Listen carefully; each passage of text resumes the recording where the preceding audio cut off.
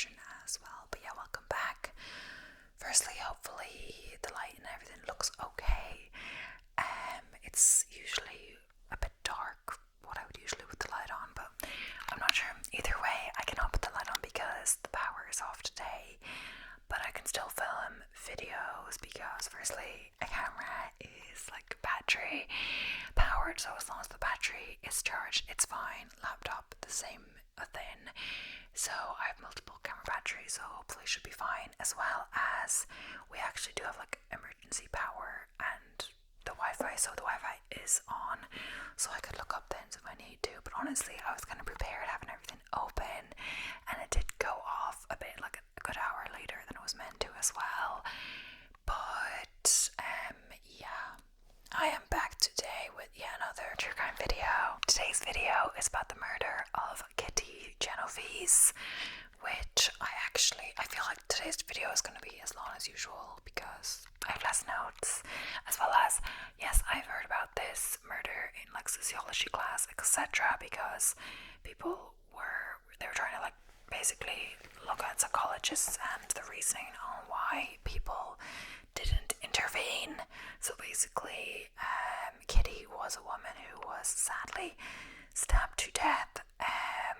She was very close. She was coming home from work. She worked at a bar, and the man actually spotted her on her way home while he was driving, and he was like trying to find a woman to kill, and followed her home basically, and stabbed her before she could get to her apartment where her girlfriend was sleeping.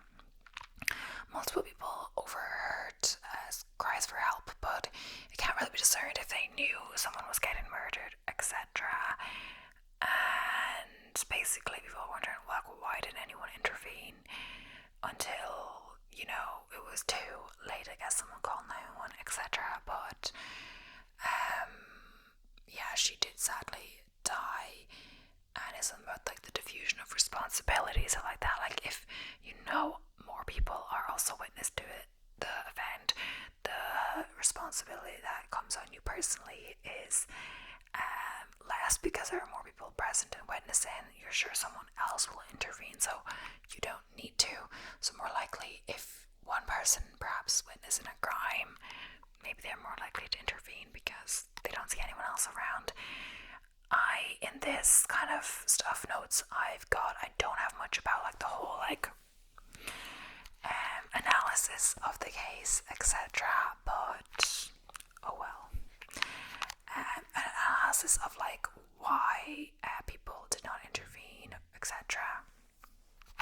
But yes, the murder of Kitty Genovese. So in the early hours of March 13th, 1964, Kitty Genovese, a 28-year-old bartender, was raped and stabbed outside the apartment building where she lived in the Kew Gardens neighborhood of Queens, New York, United States.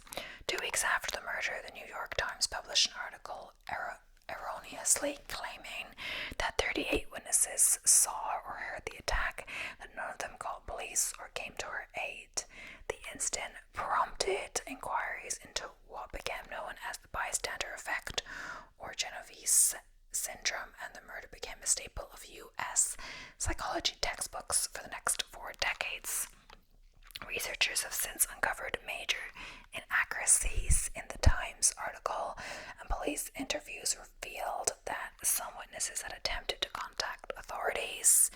In 1964, reporters at a company news organization discovered the Times article was inconsistent with the facts, but they were unwilling at the time to challenge Times editor Abe Rosenau. In 2007, an article in The American Psychologist found no evidence for the presence of 38 witnesses, or that witnesses observed the murder, or that witnesses remained inactive. In 2016, The Times called its own reporting flawed, stating that the original story grossly exaggerated the number of witnesses and what they had perceived. When Winston Mosley, a 29-year-old Manhattan native, was arrested during a house burglary 6 days after the murder.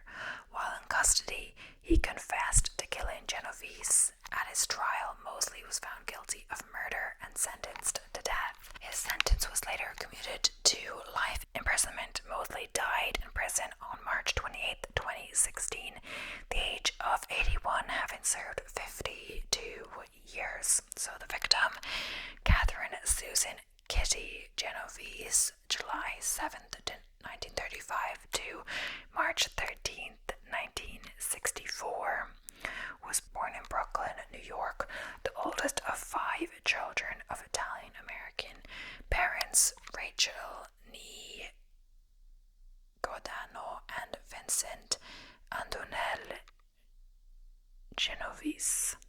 Genovese was raised Catholic, living in a brownstone residence at 29 St. John's Place in Park Slope, a western Brooklyn neighborhood populated mainly by families of Italian and Irish heritage. In her teenage years, Genovese attended the all-girl Prospect Heights High School, where she was recalled as being self-assured beyond her years and having a sunny disposition. In 1954, after her mother witnessed a murder, Genovese's family moved to New Canaan, Connecticut, while Genovese, who had recently graduated from high school, remained in Brooklyn with her grandparents to prepare for her upcoming marriage. Later that year, the couple wed, but the marriage was annulled near the end of 1954 due to Genovese's sexuality as a lesbian. So after moving into an apartment in Brooklyn, Genovese worked in clerical jobs, which she found unappealing. By the late 1950s, she had accepted a position as a bartender. In August 1961, she was briefly arrested for bookmaking, as she had been taking bets on horse races from bar patrons. She and a friend, D. Grenier, were fined $50 each, equivalent to $510 in 2023. And she lost her job, so Genovese held another bartender position at U's 11th Hour, like EU, 11th Hour Bar on Jamaica Avenue and 193rd Street in Hollis, Queens, and was soon managing the bar on behalf of its absentee owner. By working double shifts, she was able to save money, which she intended to use to open an Italian restaurant. She shared her Kew Gardens apartment at 8270 Austin Street with Mary Ann Zilongo, her girlfriend since 1963. Zilongo died in 2024 at the age of 85, so just this year. So the attack. At approximately 2:30 a.m. on March 13th, 1964, Genovese left U's 11th Hour Bar and began driving home in her red Fiat. While waiting for a traffic light to change on Hoover Avenue, she was spotted by Winston Mosley, who was sitting in his parked Chevrolet Corvair. Genovese arrived home around 3:15 a.m. and parked his car in the Kew Gardens Long Island Railroad Station parking lot about 100 feet or 30 meters from the door to her apartment, in an alleyway at the rear of the building. As she walked towards the building, Mosley, who had followed her home, exited his vehicle, which he had parked at a corner bus stop on Austin Street. Armed with a hunting knife, he approached Genovese. Genovese ran towards the front of the building.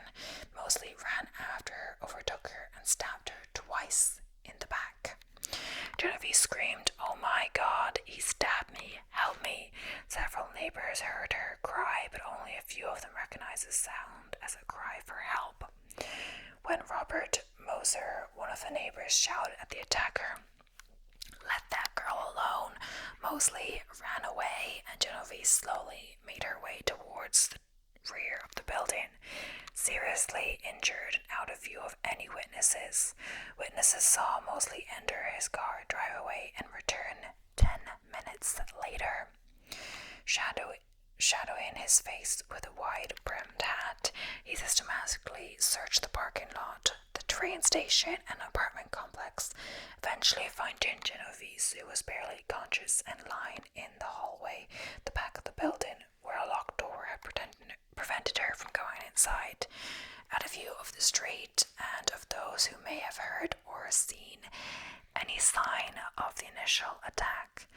Mosley stabbed Genovese several more times before raping her, stealing $49 from her and running away again. The attacks spanned approximately half an hour, and knife wounds in Genovese's hands suggested that she attempted to defend herself.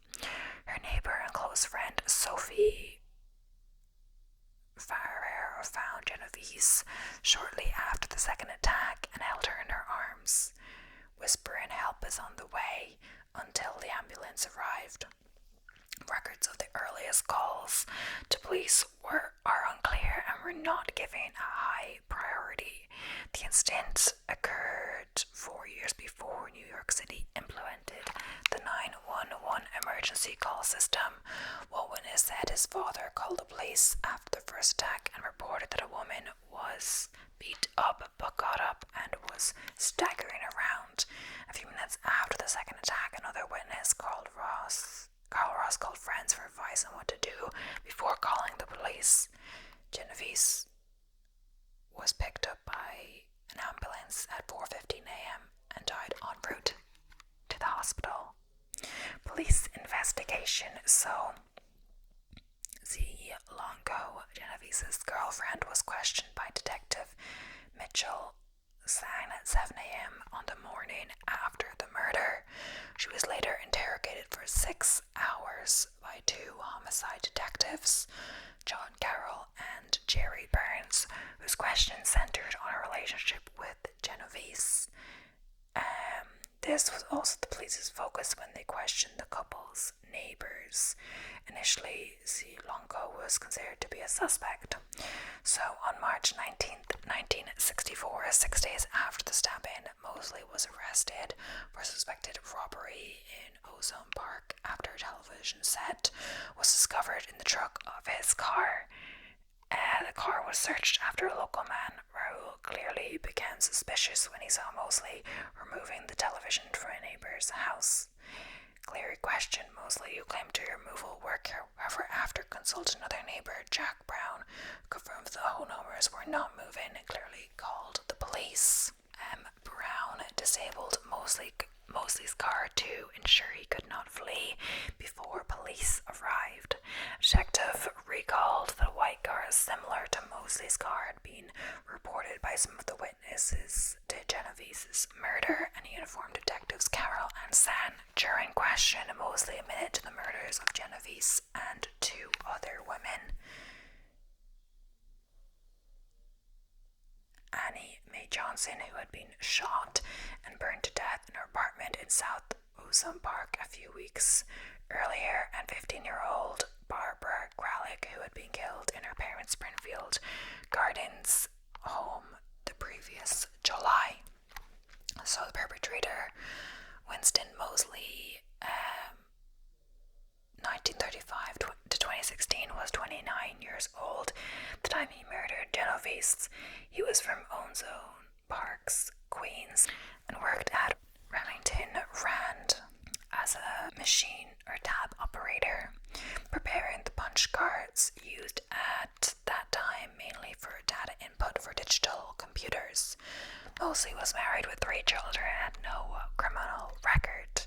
So while in custody, Mosley confessed to killing Genovese. He detailed the attack, corroborating the physical evidence at the scene. He said his motive for the attack was simply to kill a woman, saying he preferred to kill women because they were easier and didn't fight back. Mosley stated that he got up that night around 2 a.m.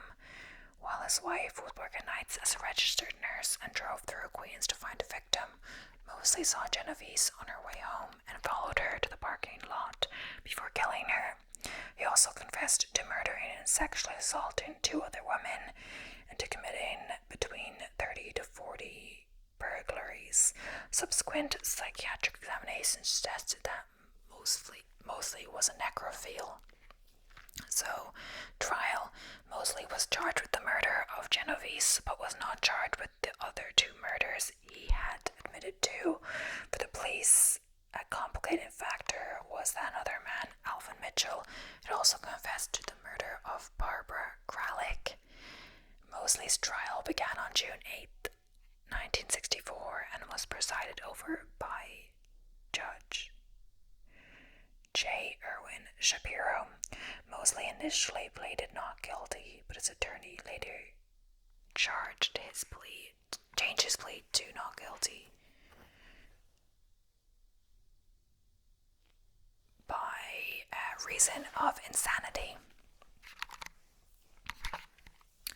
During his testimonial, Mosley described the events on the night he murdered Genovese, along with the two other murders to which he had confessed, and numerous other burglaries and rapes.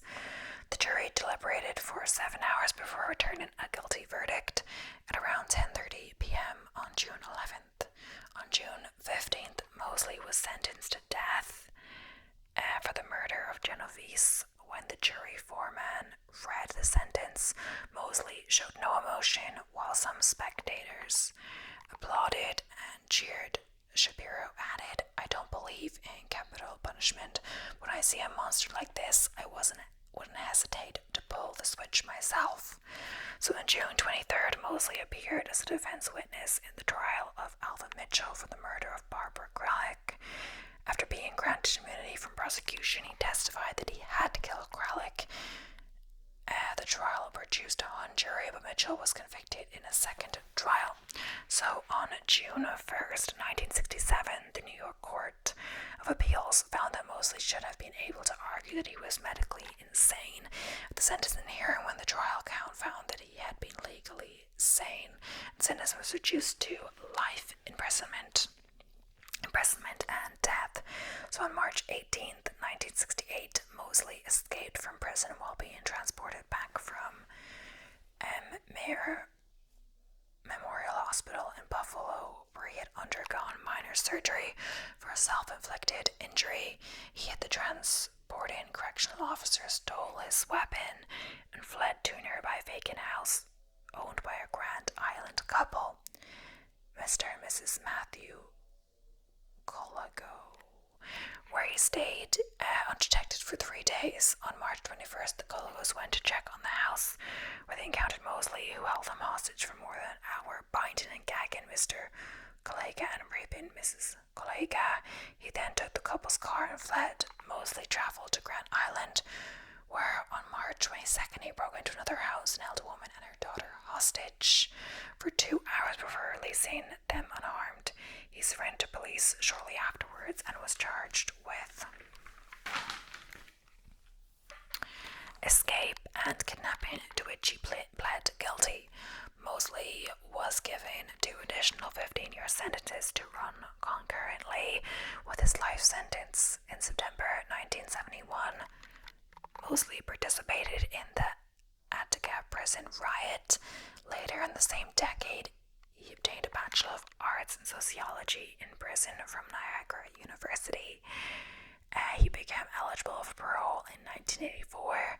During his first parole hearing, he told the parole board that the notoriety he faced due to his crimes made him a victim, stating, "For a victim outside, it's a one-time or 1 hour, 1 minute affair, but for the person who's caught, it's forever." At the same hearing, Mosley claimed he never intended to kill Genovese and that he considered her murder to be a mugging, because people do kill people when they mug them sometimes. The board denied his request for parole.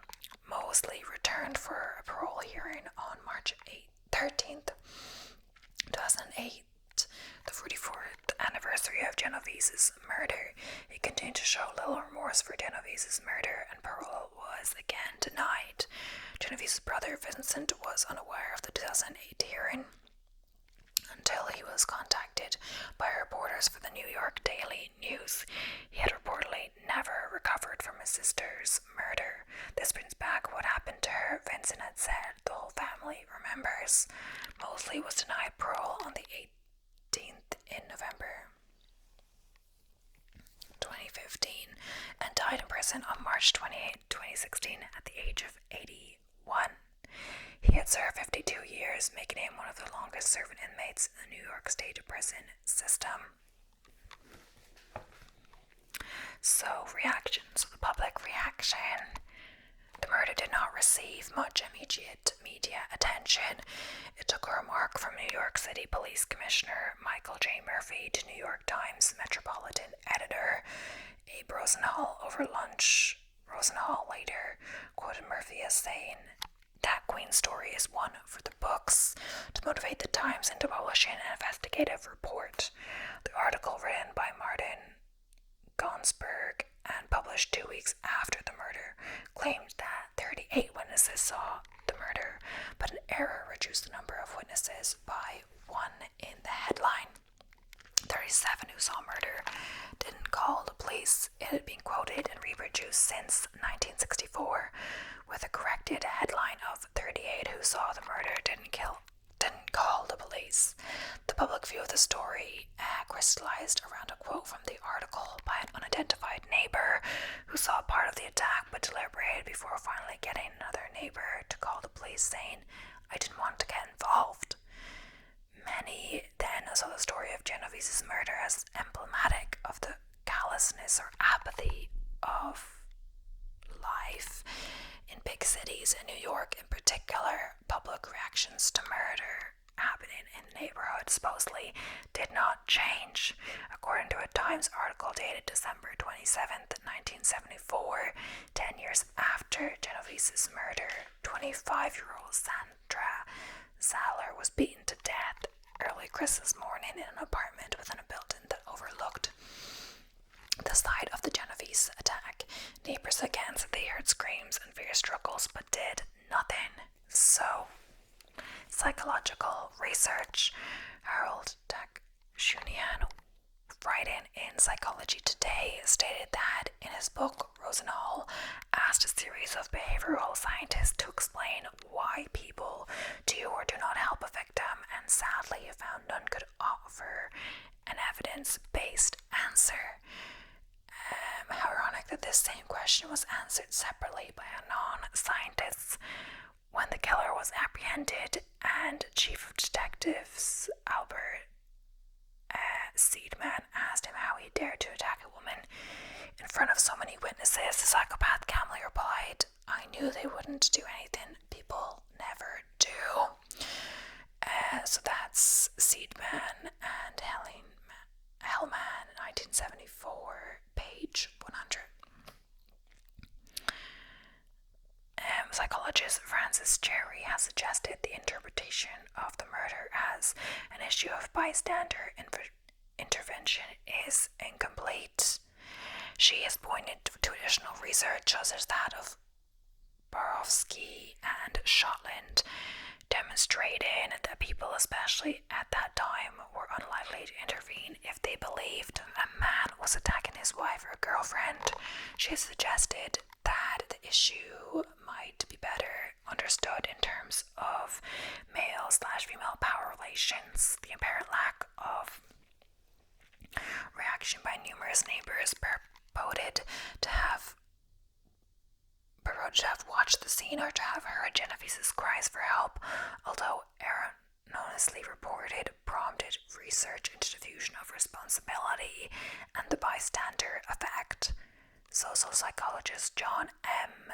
Darley and Bib Latané started this line of research, showing that, contrary to common expectations, larger numbers of bystanders decrease the likelihood that someone will step forward and help a victim. The reasons include the fact that onlookers foresee that others are not helping. Either that onlookers believe others will know better how to help, that onlookers feel uncertain about helping while others are watching. The Genovese case thus became a classic feature of social psychology textbooks in the US and the UK. In September 2007, American psychologists published an examination of the factual basis of coverage of the Genovese murder in psychology textbooks. The three authors concluded the story was more powerful than fact, largely because of inaccurate newspaper coverage at the time of the incident. According to the authors, despite this absence of evidence, the story continues to inhibit our introductory social psychology textbooks and thus the minds of future social psychologists. A survey of 10 leading undergraduate psychology textbooks found the Genovese case in all 10 of them, with 8 textbooks suggesting that witnesses watched from their windows as Genovese was murdered, and 2 textbooks stating that some or most of the witnesses heard but could not see the attacker.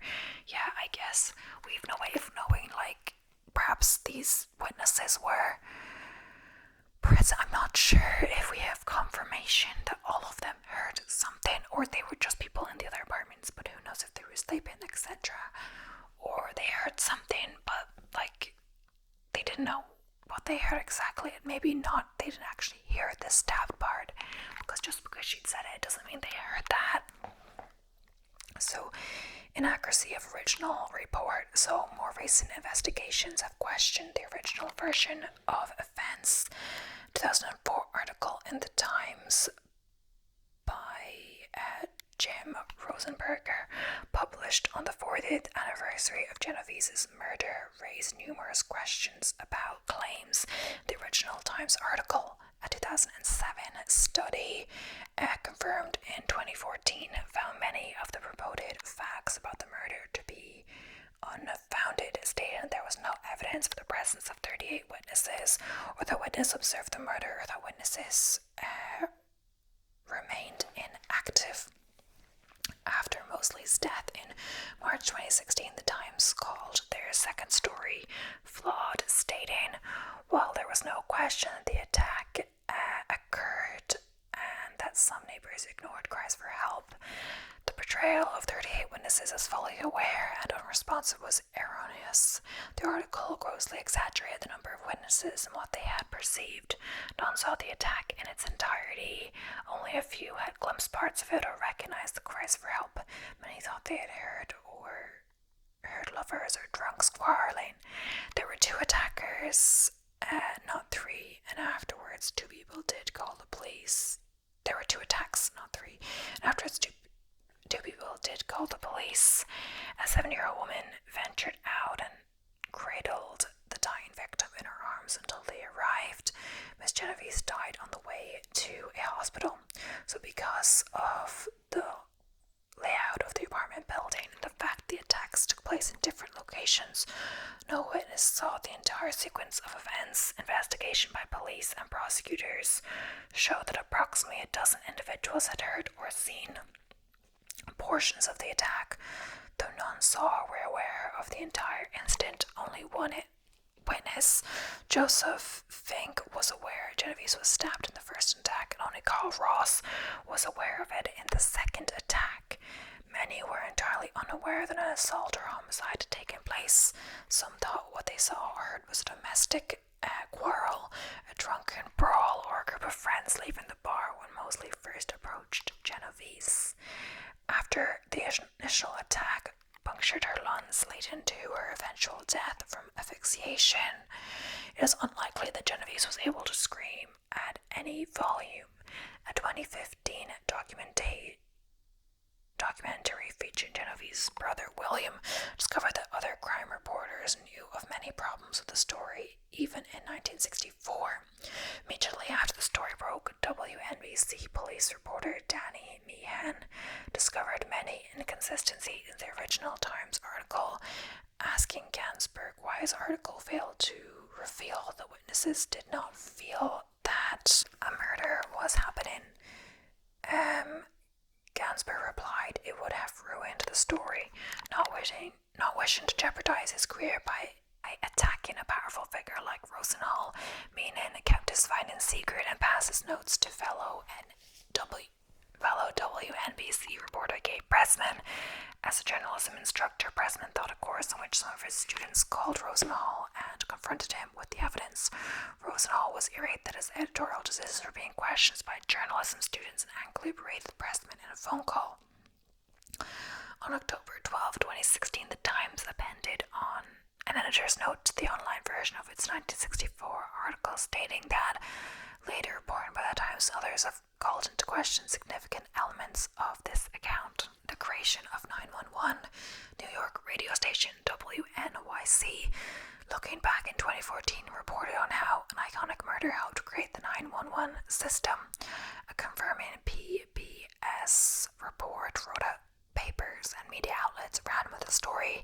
They also added nearly a dozen books, and when it came to film, mentioned James Solomon's film The Witness more than once. The report's The Genesis of 911 section noted that up until the late 1960s, there was no centralized number for people to call in case of an emergency. So there's various other film and television references, etc. and literature, music, theater. But yeah, that should be the end of today's video. Hope you enjoy, maybe a little bit shorter than some of my other true crime videos, but the video is only usually as long as the case is, of course. So thank you so much for watching. Terrible story, so sad as per usual, but yeah, thank you so much for watching. Don't forget to subscribe if you haven't already. I'll be seeing you in the next one.